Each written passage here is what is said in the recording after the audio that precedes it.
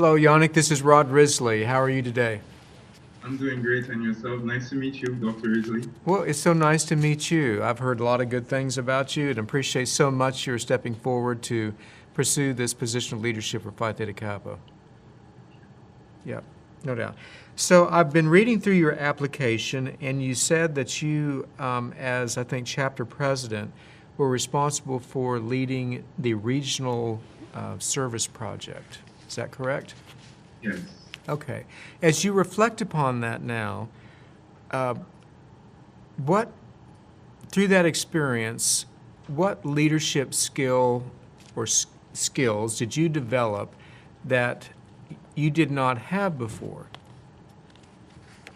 I think the most important one was my communication skills, because through communication is how you get other members involved. And I realized I was not dealing with only my chapter members, but I had to deal with all other 28 chapters throughout Florida. So communication was important, because I also had to communicate. I also had to be well versed in my communication and letting them know what the service project was and if they were on board and if everyone was capable of doing it. Okay, let me ask you this. In terms of communication, that's so broad, but was it the process of communication, or was it the effectiveness of what you were communicating and how you were communicating it? Which was more important? I think it's a little of both, but I'll lean more towards the process of it, because like I said, communication is something that if it's not clear, you have a lot of discrepancies and a lot of conflict will arise. So I try to use all forms, whether it be social media, texting, telephone calls, emails, whatever works for everyone. Mm-hmm. Did you find when you're using email or using the social media that you would write or communicate things that were misconstrued because of the fact that they were in writing and there was not a face-to-face communication?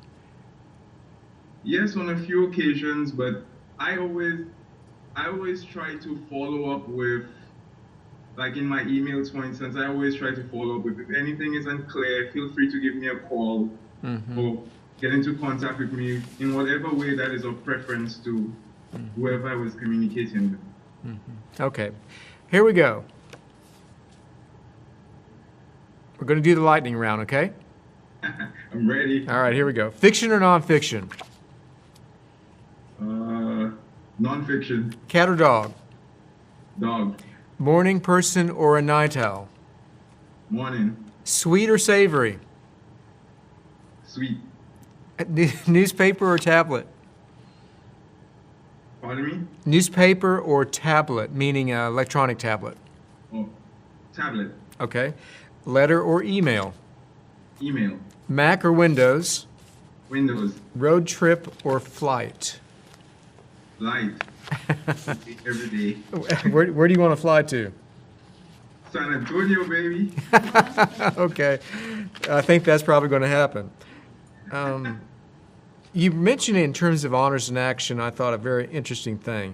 You said, with regard to an individual's creative skills, I believe the Honors in Action project definitely encourages an atmosphere which facilitates innovation.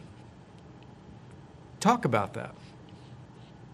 Well, I think the Honors in Action topic, for one, the honor study topic, Frontiers and the Spirit of Exploration, it facilitates that innovation, because when you think of frontiers and the spirit of exploration, exploration alone gives you the idea that, hey, let's explore something new. Let's try to break a boundary.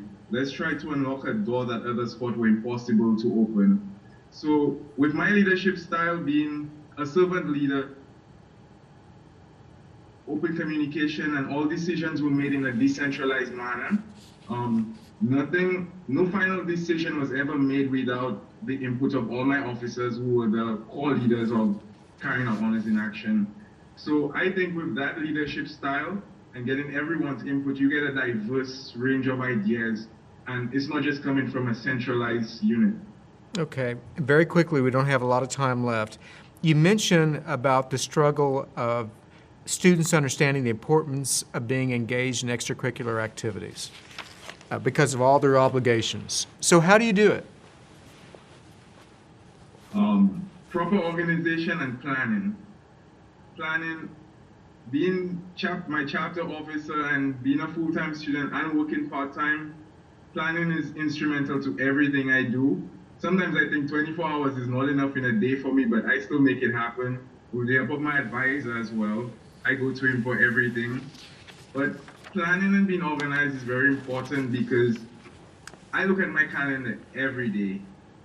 So that way you could tell where you are, what you have to do to get there. You could better be able to plan towards how you're going to get there and exactly what amount of effort or work you have to put to get there. Okay, one last thing.